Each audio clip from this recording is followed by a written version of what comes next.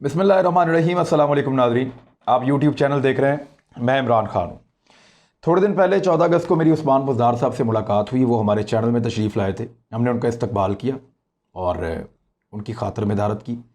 और क्योंकि उस दिन जो है वो हमारे चैनल की जो है वो बर्थडे भी होती है, 2 साल का हो गया चैनल। और दूसरी जानिब जो है वो 14 अगस्त भी थी, तो उस्मान बुज़दार साहब भी आए, बाद में गवर्नर पंजाब भी आए। तो क्योंकि वो मेहमान थे तो उनके साथ हम लोगों ने टाइम गुजारा और उनका शुक्रिया कि वो तशरीफ़ लाए।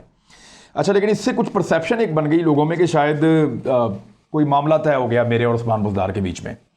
दरअसल मैं इंतज़ार कर रहा था कि उस्मान बुज़दार साहब नैब में अपना जवाब जमा करवाएं, तो उसके बाद फिर हम देखें। क्योंकि मैं अगर कन्विंस ना होता इस बात पर कि उस्मान बुज़दार साहब या उनकी फ़ैमिली के लोग या उनके आसपास के लोग उनके वसाइल को इस्तेमाल करते हुए, उनके ओहदे को इस्तेमाल करते हुए धड़ाधड़ करप्शन कर रहे हैं, तो मैं कभी भी इसके ऊपर काम ना करता, इस स्टोरी पे काम ना करता। वज़ीर-ए-आज़म पाकिस्तान इमरान खान साहब कुछ भी समझें, कुछ भी कहें, मैं अपना काम करता रहूँगा। और मुझे ये लगता है कि मैं जो कर रहा हूँ वो बिल्कुल ठीक कर रहा हूँ। अच्छा, अब मैं आपके सामने एक दो चीज़ें रखता हूँ जो आज प्राइम मिनिस्टर ऑफ पाकिस्तान ने कही, और इंतहाई मादरत के साथ मैं उसमें एक डिफरेंट पॉइंट ऑफ व्यू दूंगा और उसको साबित भी कर दूंगा। नंबर एक, वज़ीर-ए-आज़म पाकिस्तान ने जो पहली ब्रेक थी, आज इंटरव्यू दिया उन्होंने कामरान खान साहब को।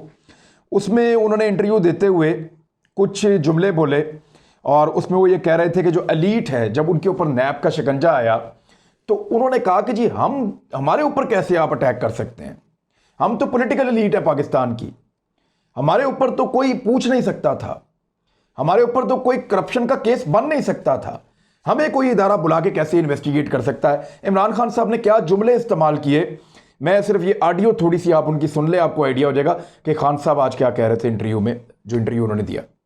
वो एलीट मानती नहीं है, वो समझती है उनकी प्रिविलेज पोजीशन है, उनको उनके लिए वो कानून से ऊपर है।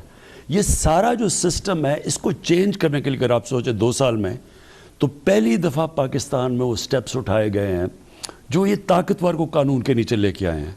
और उसकी वजह से आप बड़ा शोर सुनते हैं। आप छोटा सा एलीट तबका है जो कि अपने आप को कानून से ऊपर समझता है, वो सब इकट्ठा हो गया।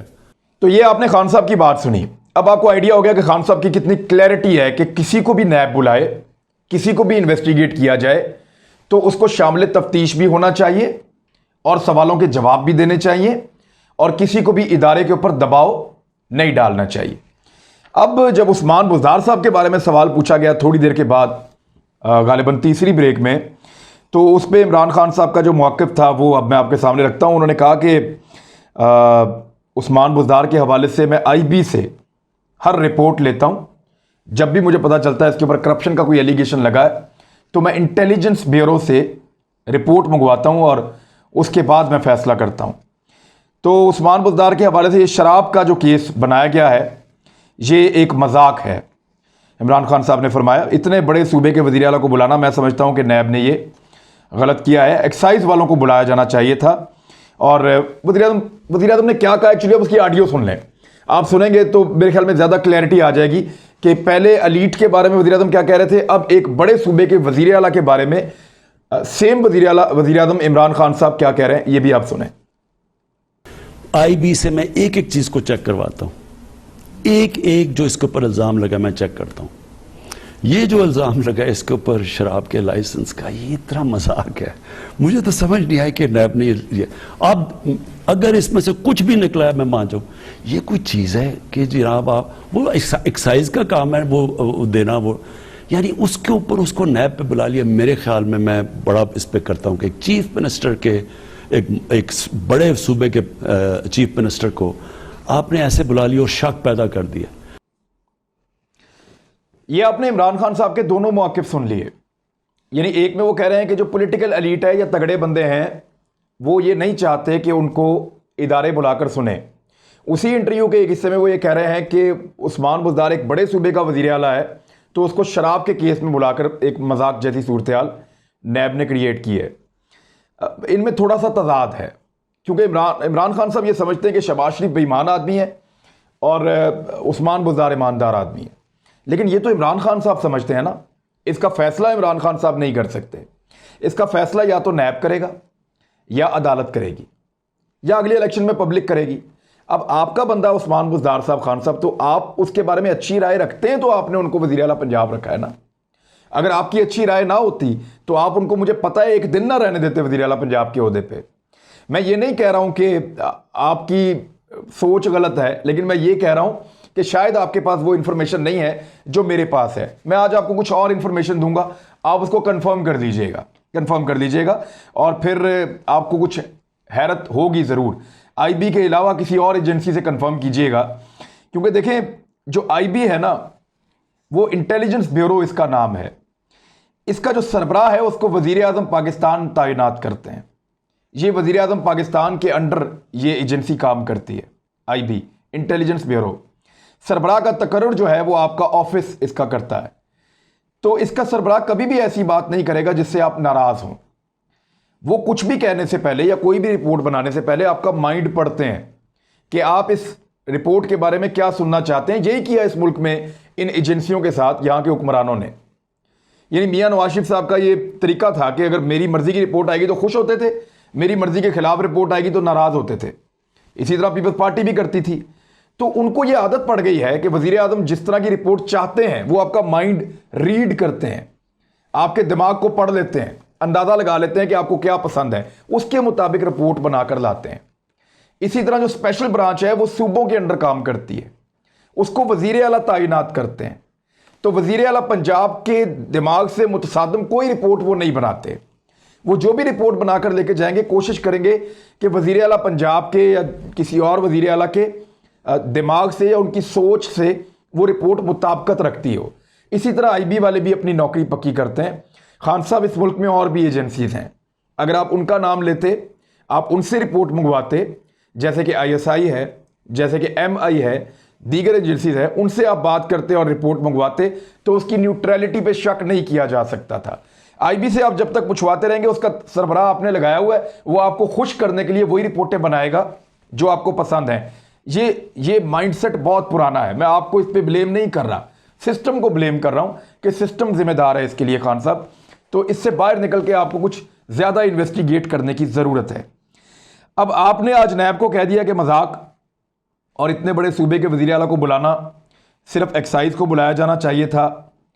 तो खान साहब, इसमें तो वादा माफ गवाह बन गए हैं उस्मान बुज़दार साहब के खिलाफ, और लोग चीख चीख के बता रहे हैं कि वजीर आला हाउस में बुला के हमें 6 मरतबा बिठाया गया और हमें इंतजार करवाया गया और दबाव डाला गया कि यह लाइसेंस जारी करना है।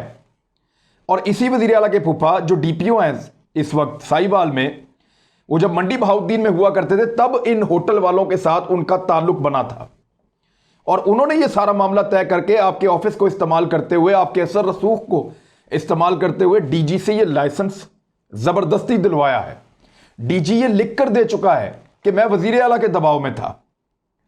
वहां वादा माफ गवाह बन गए हैं, आप कह रहे हैं नैब गलत कर रहा है। खान साहब, इंतहाई मादरत के साथ, जब मियां नवाज शरीफ साहब ने यह कहा था ना कि नैब शुरफा की पगड़ियां उछालना बंद करे, तो मैंने पूरा एक प्रोग्राम किया था इस पे, और आपने यह कहा था कि ये नैब को हरासा कर रहे हैं। इमरान खान साहब, आपने ये फरमाया था कि जो इदारा इन्वेस्टिगेट कर रहा है उसके ऊपर अगर कोई सरकारी ओहदेदार या वजीर आजम पाकिस्तान जैसा एक अहम आदमी अगर तनकीद करेगा या उसको गलत कहेगा, या जो आदमी जिसको इन्वेस्टिगेट किया जा रहा है उसको इनोसेंट कहेगा, तो उससे क्या होगा? एक ओपिनियन बनेगी इस मुल्क के अंदर। आपके पास इस मुल्क का सबसे बड़ा ओहदा है, सबसे ताकतवर आदमी आप इस मुल्क के। अगर आप कहेंगे उस्मान बुज़दार बेगुनाह है तो नैब उसे कैसे गुनाहगार करेगी? अगर आप ये कहेंगे बगैर कोई फैसला आए, बगैर कोई इंक्वायरी हुए, आपने अलीम खान के बारे में तो नहीं कहा था, आपने बाकी लोगों के बारे में भी नहीं कहा था, आपने मुराद अली शाह के बारे में भी नहीं कहा था कि पाकिस्तान के दूसरे बड़े सूबे का वजीर आला है और उसको नैब ने क्यों बुला लिया। लेकिन आपने उस्मान बुज़दार के बारे में अपनी ओपिनियन दी नैब की इंक्वायरी और अदालत के फैसले से पहले, हालांकि उनके खिलाफ वादा माफ गवाह बन चुके हैं। आपकी ओपिनियन असरअंदाज होगी इस केस के ऊपर। इमरान खान साहब, मेरे ख्याल में आप इस पर राय ना देते और ये कहते कि ये मामला सब जुडिस है या इस मामले पे इन्वेस्टिगेशन हो रही है, मैं अभी इस पे बात नहीं करना चाहता, तो नैब ज्यादा तगड़े अंदाज में इस केस को सुन सकता था। लेकिन आपने अपनी नापसंदीदगी शो कर दी है इस केस के ऊपर। आप प्रैक्टिकली तो नहीं, लेकिन गैर महसूस अंदाज में, शायद आपको पता नहीं है, ना चाहते हुए भी आप इस केस पे असरअंदाज हो चुके हैं। अब नैब के अफसरान के दिमाग में ये चीज़ चल रही है कि वज़ीर आज़म पाकिस्तान को लगता है कि हम ज़्यादती कर रहे हैं, वज़ीर आज़म पाकिस्तान को लगता है कि उस्मान बुज़दार बेगुनाह हैं, तो उनके ऊपर एक इन्फ्लुएंस तो रहेगा आपका, क्योंकि आपके पास पाकिस्तान का सबसे बड़ा आईनी ओहदा मौजूद है, आप वज़ीर आज़म पाकिस्तान हैं। तो आपने एक तो आईबी की आपने बात की, तो आईबी आपकी मर्जी के बगैर या आपकी ख्वाहिश को देखते हुए वो रिपोर्ट बनाते हैं आपके खिलाफ, या आपके जहन को ख़राब करने के लिए या आपको नाराज़ करने के लिए वो कोई रिपोर्ट ऐसी आपको नहीं देंगे। ये उनका तरीकाकार है। इसी तरह सूबों में भी होता है, स्पेशल ब्रांच वाले यही करते हैं। अच्छा, दूसरी बात यह है कि आपने अपना डिस्प्लेयर शो कर दिया कि मैं इससे खुश नहीं हूं, तो नैब के ऊपर भी एक दबाव बनाया उस्मान बुज़दार के इस केस को लेकर। राहील सिद्दीकी साहब को नैब रोज़ाना बुला रही है, रोज़ाना उनसे पूछ रही है, और उन्होंने बड़े खौफनाक इंकशाफात किए हैं। मैंने अभी बराह रास्त इसके बारे में कोई इंफॉर्मेशन कलेक्ट नहीं की, लेकिन कुछ मालूमात जो हैं वो मुझे मिली हैं थ्रू कुछ और जर्नलिस्टों के, और कुछ जर्नलिस्टों ने इसको रिपोर्ट भी किया है कि राहील सिद्दीकी ने वज़ीर आला पंजाब उस्मान बुज़दार के साथ क्योंकि एक लंबा वक्त गुजारा है, तो उन्होंने एक लंबी लिस्ट थमा दी है नैब को और एक बहुत बड़ा बम फोड़ दिया है वहाँ पे मुबैना तौर पे, जिसके ऊपर एक पूरा प्रोग्राम मुझे करना पड़ेगा जो जो उन्होंने एलिगेशंस लगाए हैं कि किस तरह ट्रांसफ़र पोस्टिंग पैसे लेकर होती है, किस तरीके से लोगों को मैनेज किया जाता है, किस तरीके से गलत काम करवाए जा रहे हैं, किस तरीके से ज़मीनों के सौदों में बंदर बांट हो रही है, किस तरीके से लोगों से पैसा लूट मार किया जा रहा है, किस तरीके से रिश्तेदारों को नवाजा जा रहा है। ये सारी चीज़ें उन्होंने मुबैना तौर पे बताई हैं नैब को। बराह रास्त सारी इन्फॉर्मेशन मैं कलेक्ट करने की कोशिश कर रहा हूँ, मुझे जो सहाफ़ियों के हवाले से मिली मैं आपके साथ उनको अभी प्रीमेच्योरली शेयर नहीं करना चाहता, मुझे 1 से 2 दिन चाहिए। मैं तमाम तफसीलात आपके सामने इंशाल्लाह इस बारे में भी रख दूंगा। अब आज इमरान खान साहब ने कहा कि 5वीं टीम बनी है आईजी की और चीफ सेक्रेटरी की पंजाब में, तो उनको यकीन है कि अब ये टीम चलेगी। मेरे ख्याल में उनको ये नहीं कहना चाहिए था, क्योंकि इससे अगर ये टीम भी ना चली तो फिर यही लोग स्टेटमेंट निकाल के उनका दिखाएंगे कि आप तो कह रहे थे बेहतरीन टीम बन गई है। तो इस तरह पहले भी आपने हर दफ़ा जब टीम बनाई तो आपने कहा बेहतरीन टीम बनी है, फिर एक और बनी बेहतरीन टीम बनी है, फिर एक और बनी बेहतरीन टीम बनी है। तो इतने सारे चीफ सेक्रेटरीज और आईजीज आपने बदले हैं तो काम आपका नहीं चल रहा। एक्चुअली उस्मान बुज़दार साहब किसी को टिकने नहीं देते, जब किसी को समझ आती है कि ये क्या कर रहे हैं तो ये बंदा फारग, दूसरा बंदा वहाँ पर आ जाता है। अब इस वक्त जो चीफ सेक्रेटरी हैं वो बड़े शरीफ आदमी हैं, बड़े ज़बरदस्त आदमी हैं, लेकिन एक कमज़ोर चीफ सेक्रेटरी हैं और वो किसी किस्म की मुखालफत किसी के साथ करते ही नहीं हैं। एंटी करप्शन का जो डीजी आपने पंजाब में लगाया हुआ, बड़ी इंटरेस्टिंग चीज़ मैं आपको बताने लगा हूँ, ये आपको बड़ा मजा आएगा नाज़रीन सुन के। एंटी करप्शन का डीजी है पंजाब में गौहर नफीस, ये पुलिस वाला है और दाव लगाने वाला आदमी है, यानी करप्ट आदमी है, इसके बारे में ये इन्फॉर्मेशन है। और इसका केस नैब में चल रहा है, यानी पंजाब के अंदर एंटी करप्शन, पंजाब की करप्शन को पकड़ने वाला जो डिपार्टमेंट है उसका सरबराह उस्मान बुज़दार साहब ने एक कमजोर आदमी को लगाया, ऐसे बंदे को जो खुद करप्ट है और उसका नैब में केस चल रहा है करप्शन का। हद नहीं होगी वैसे?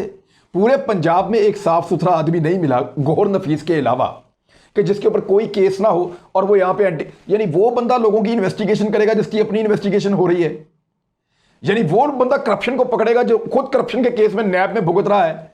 तो ये गौहर नफीस जो है ये एक तो तजर्बा भी इसका नहीं है, एक यंग ऑफिसर है, इसकी जगह बहुत सारे सीनियर और ईमानदार ऑफिसर्स मौजूद थे, उनको छोड़ के इसको जानबूझकर लगाया गया है। और लगाने का मकसद यही है कि पंजाब में एंटी करप्शन वो काम ना करे जो उनका करने का है, यानी जहां जहां एंटी करप्शन के लोगों ने काम किया और इनको पसंद नहीं आया वो बंदे ट्रांसफर हुए। मैं उनकी वीडियोस भी आपको किसी दिन दिखाऊंगा। बहरहाल गौहर नफीस साहब जो है वो खुद डीजी एंटी करप्शन है और नैब के अंदर अपना केस भुगत रहे हैं करप्शन का। तो ये तो पंजाब के अंदर तैनातियों का एक और ये यहाँ पे जो इंफ्रास्ट्रक्चर के जो आपके एडिशनल चीफ सेक्रेटरी लगाए हुए हैं आपने, ताहिर खुर्शीद साहब, इमरान खान साहब आपने खुद इनको करप्शन के ऊपर निकाला था और वो यहाँ पे पंजाब के अहम तरीन ओहदे के ऊपर आके बैठे हुए हैं और वो दाव लगा रहे हैं। क्या लगा रहे हैं वो भी मैं आपको आने वाले दिन में बताऊंगा, लेकिन आज की कहानी जरा मुख्तलिफ है, गौर कीजिएगा। तोनसा एक तहसील है उस्मान बुज़दार साहब की, वहाँ पे तोनसा एक मौजा है, मौजा तोनसा, वहाँ पे इकबाल नाम का पटवारी है, इससे मेरी टेलीफोन पे बात भी हुई है, मैं बताता हूँ आपको क्या हुआ। एक और ऐसी वहाँ पे मौजा है, उसका नाम है टुब, ये भी उस्मान बुज़दार साहब के हल्के में, इसका पटवारी है, उसका नाम है असगर।